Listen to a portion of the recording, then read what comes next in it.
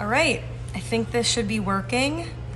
Let's check this out to see if I can follow along. Perfect. Hi everyone, I am Brooke Taylor. For those of you that don't know, I am a news correspondent in Minneapolis right now, covering all the madness that's been going on over here. We figured we'd give a little behind the scenes for our viewers, see if you guys have any questions. I would love for you to comment on this. I have my computer right here where I'm following along this live stream, so hopefully we got some good questions. I'd love to answer anything that you have. I've been here for a little over a week now. I'm based in Texas, so came here last week, I think it was. The days all seem like they're one right now.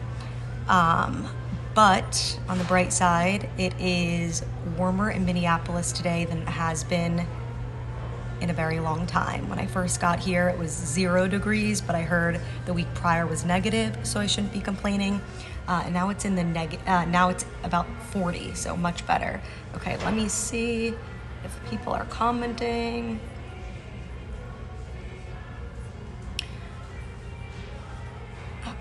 Well, the latest right now in Minneapolis, border Czar Tom Homan, for those of you that are not aware, he came to Minneapolis. He was called here by President Trump after we saw the deaths of Alex Preddy, and Renee Good. President Trump sent the border czar here to Minneapolis to really turn down the temperature, and I could definitely say that it's working. To give you an example, today it's quiet, and that's obviously a good thing for us right now, and definitely what the Trump administration wanted. There was a lot of protesting and unrest between federal law enforcement and ICE agents and protesters, and so in my opinion, and just as an outsider and reporting on this, I believe that the reason why it's gotten so quiet is President Trump basically said we are no longer in blue cities going to have our federal law enforcement agents go to these protests and respond to these riots. He said it's just not going to happen. He said if blue cities want it from us, they could ask it. He said they have to say please, but I think that's why we're seeing things quiet down, because just the presence of federal law enforcement seems to get those protesters going. And when you don't have federal law enforcement officers there, there's no one for them to really fight with. So I would say that was a big, big change. Homan made a pretty big announcement yesterday that he's going to draw down 700 of the federal law enforcement officers. So typically here in Minneapolis, there's 150, and through this Operation Metro Surge, he had 3,000 Border Patrol agents and ICE officers on the ground here. And so now, because he's drawing down, we have about 2,000 that are on the ground. And I've been talking to sources who say this was kind of a good faith gesture because Homan, what he was sent here to do was talk to local and state officials. Governor Waltz and Mayor Fry, they are not on the same page as the administration. They probably never will agree. That's no secret. And Homan was sent here to basically, we're not going to agree on things, but let's meet in the middle and calm things down. I think that one thing they could all agree on is no one wants this city. They don't want to see what happened with the George Floyd protests. They want calmness. And what Homan has been doing is he's been talking to all the local jails, the sheriff's office, because ultimately those local jails, they're not controlled by the state, they're controlled, the sheriff's office runs the jails. And so when it comes to these ICE detainers, Homan's job here was let's get the jails and the state officials on the same page where they'll honor these ICE detainers you honor them, and we'll draw down the number of officers here. And according to Homan, he says he got unprecedented support from these local jails. And, I've been talking to people. I said, really? All of a sudden, these sheriff's offices and jails are on board? And from what I'm hearing, he has gotten many of the sheriff's departments here to cooperate and basically told them, if you don't want us on the streets, let us in the jails. And for those of you that aren't familiar with how this works, honoring an ICE detainer, in these sanctuary cities, what they're really built on is if they have an illegal migrant in their custody, an ICE detainer allows you to basically call ICE and say, we have an illegal migrant here. He made bail or whatnot. He's being released from jail. Come pick him up, so that they could start the deportation process. But in these sanctuary cities like Minneapolis, what happens is they don't honor these detainers. So they don't call ICE, and these illegal migrants are then let out on the streets in communities. They are then could commit another crime.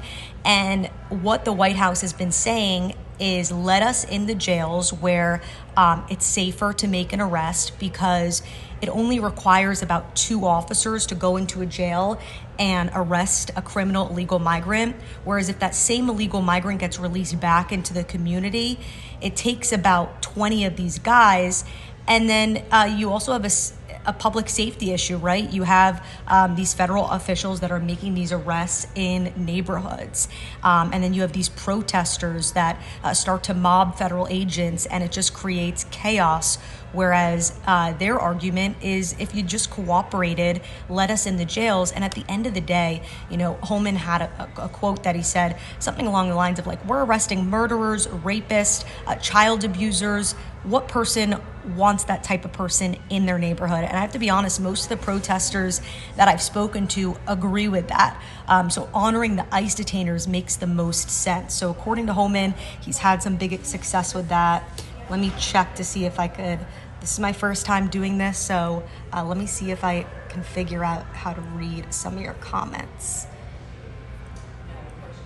Okay, give me 1 minute while I try to get this to work. Okay, got 186. Let me see if I could open them. Okay. How do I view all of them?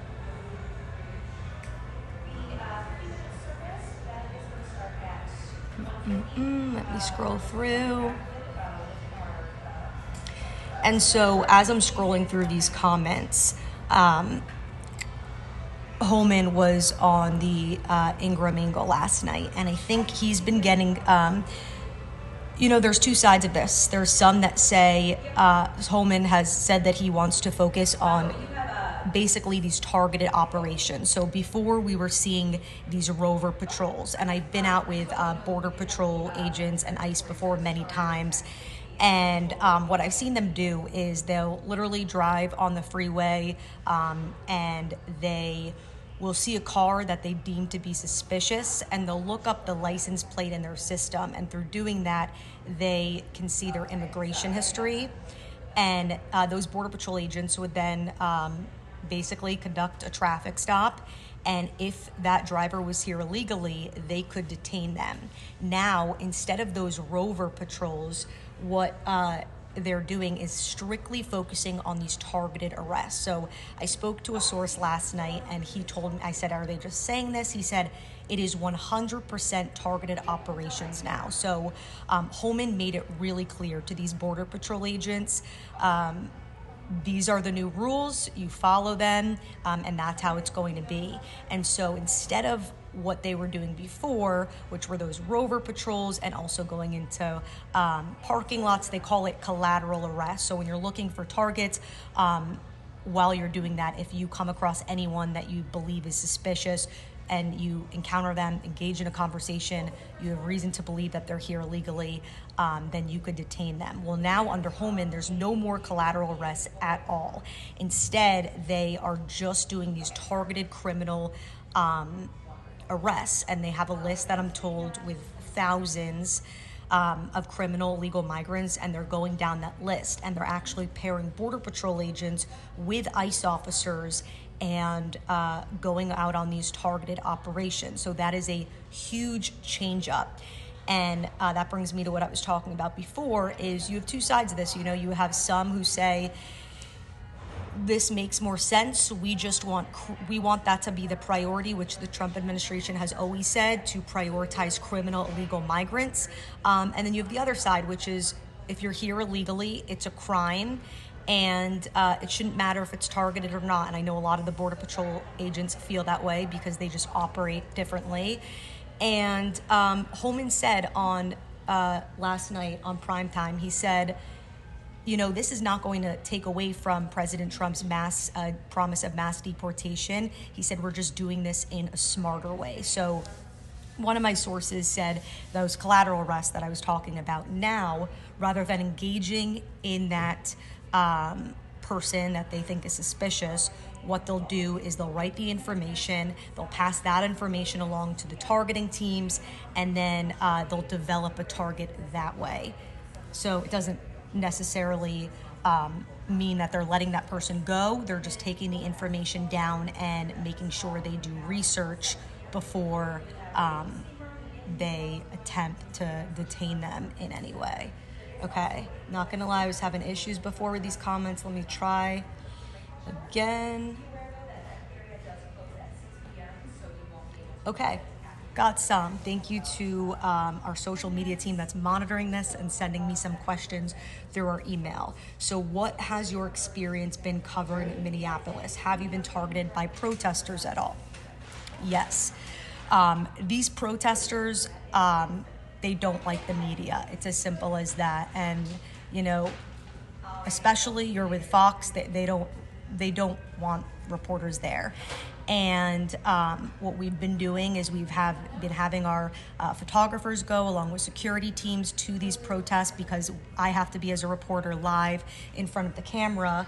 And when you're live and you have a microphone and a camera, it draws attention, and it's attention we don't want. The crowd goes crazy. So we've been kind of staying a few miles away from where those protests happen. But we did have an incident. Oh my gosh, all these days seem like they're one right now. I want to say it was yesterday, but it may have been the day before yesterday. It was a small group, wasn't anything crazy, but we had one woman. If you check out my social media, Brooke Taylor on X, you could see what happened.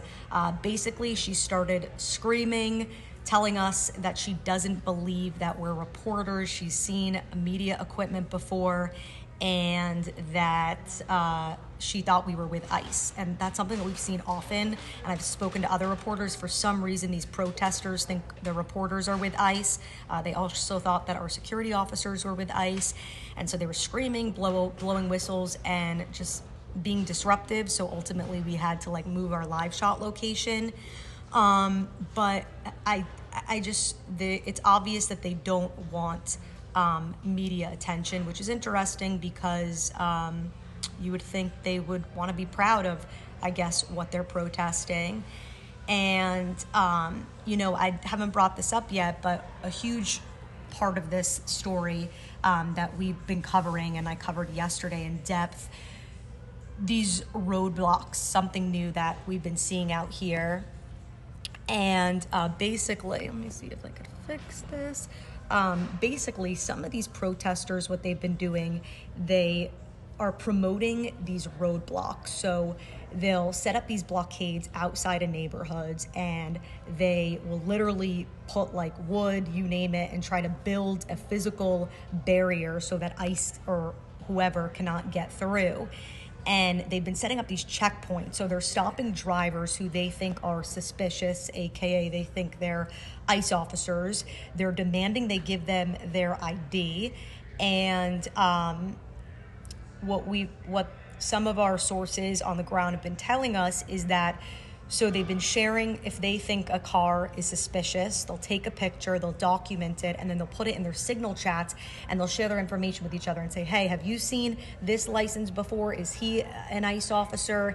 And at the end of the day, these checkpoints are obviously illegal.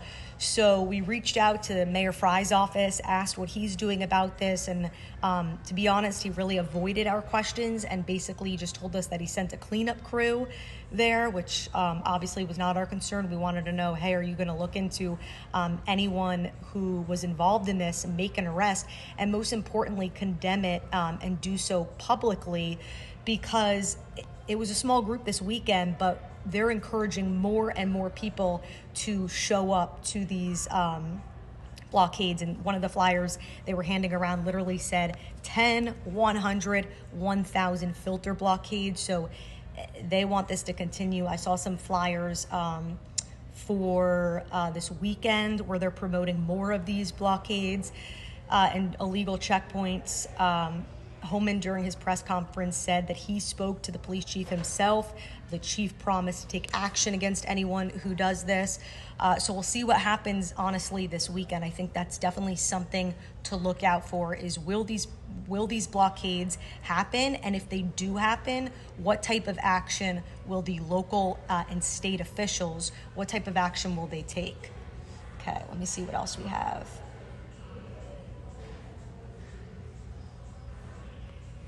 When will the federal agents start leaving after Tom Homan's announcement? What prompted Trump to call for a softer touch? So Homan announced that 700 officers he'd withdraw 700 officers. There's 3,000 total, so it leaves about 2,000 officers on the ground. He said that's going to happen immediately. And he said that in order for him to completely draw down all of the federal law enforcement officers that are here, he needs to see continued cooperation from the state and local jails. And most importantly, what I just mentioned about these roadblocks is he says threats against ICE have to stop. So ultimately, I think the message that he's sending is, you're setting up these road blockades, you want us to leave. Well, if you continue to do that, we're not going to leave. And another big point that he made, and I heard people on that were upset about this in the neighborhoods, he said, you're not stopping any of these federal law enforcement officers. You're just hindering your neighbors who want to go to the grocery store, who want to pick their child up from school, and you're stopping them and IDing them.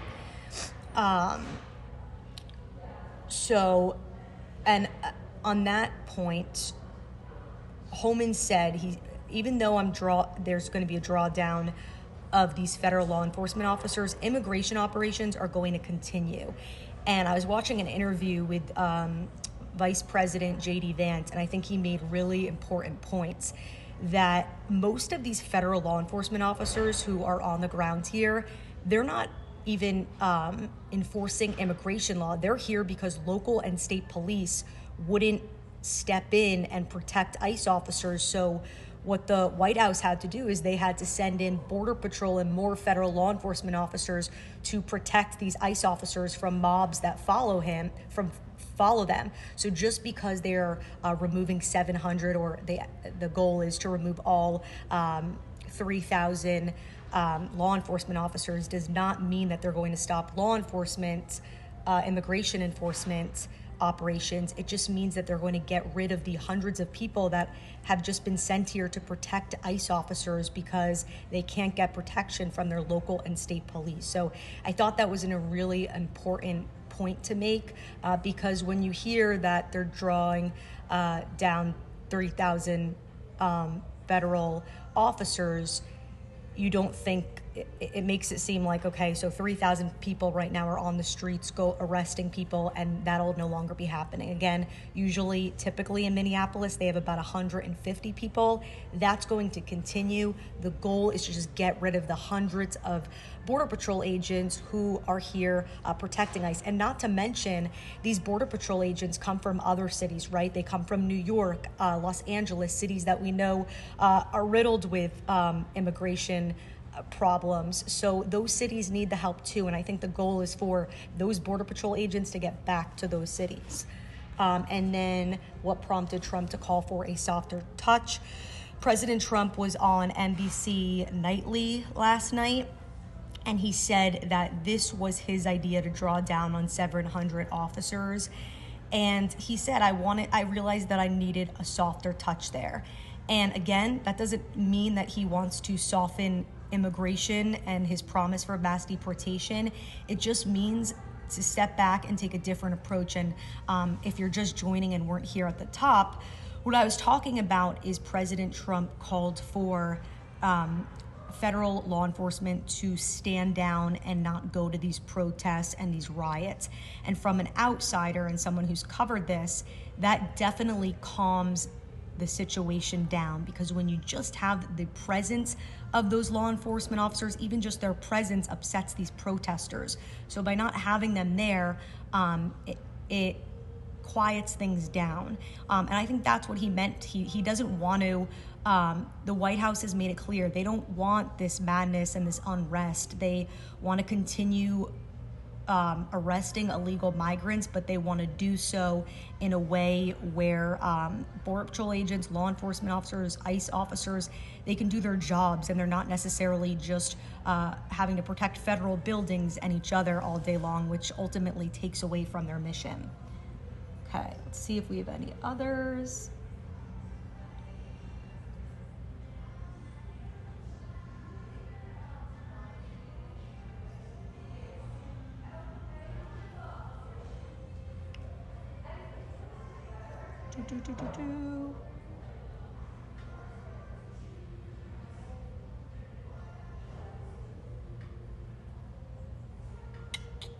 Don't think I have yet. I'm gonna refresh this.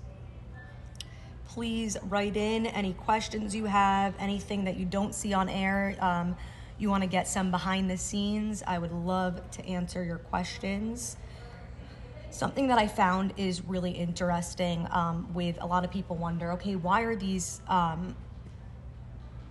how do they know if the jails are actually cooperating and honoring the ICE detainers? That was one of my questions, honestly. It's easy for one of the sheriff's offices to say, okay, yeah, we'll cooperate just to get them out of here, and then not honor that.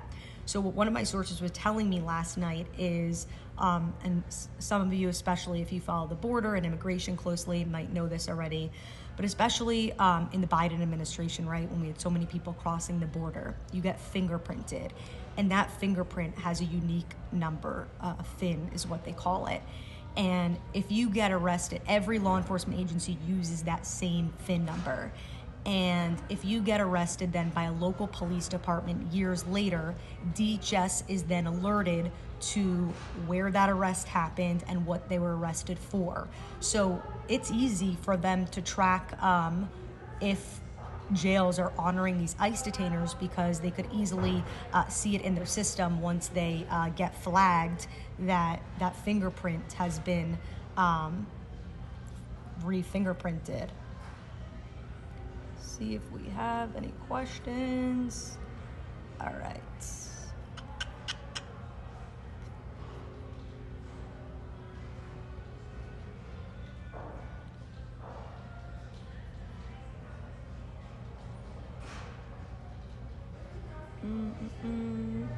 Trying to find questions.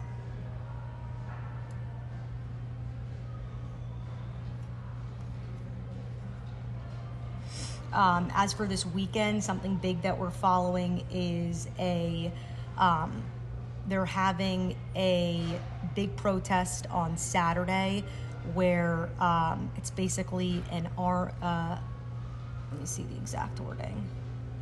I think it's called a peaceful carry protest. So they're going to divide groups into armed and unarmed protesters. So that's something to look out for this weekend. But as I'm mentioning, I don't believe that there's going to be any ICE or federal officers there.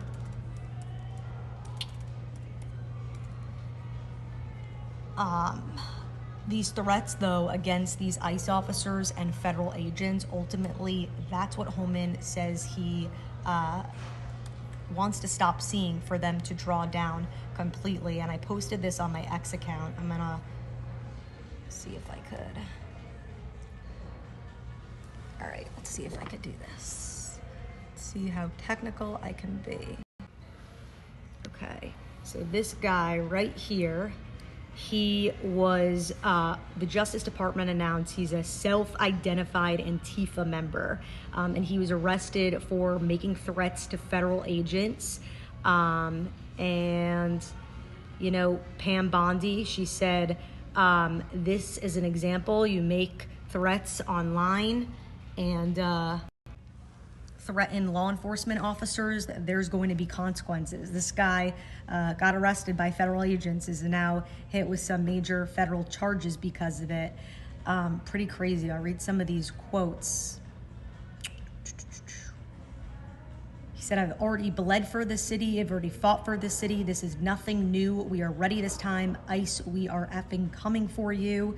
That was according to the criminal complaint. So, a lot of cursing in this, but basically, according to this criminal complaint, this guy who is, again, a self-identified Antifa member was online and making threatening posts toward these ICE officers. And the Justice Department wants to make sure people at home know that. If you are going to go online and you are going to threaten law enforcement, there is going to be serious consequences.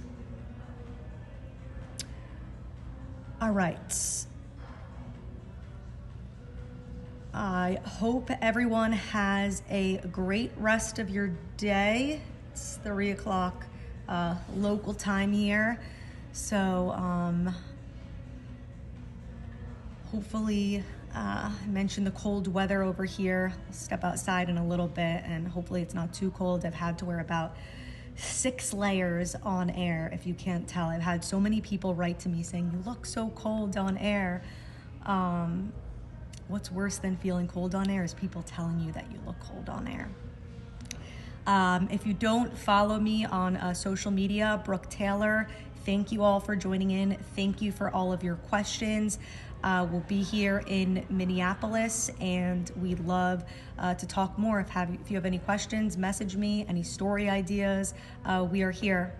All right, guys, thanks so much. Have a great rest of your day.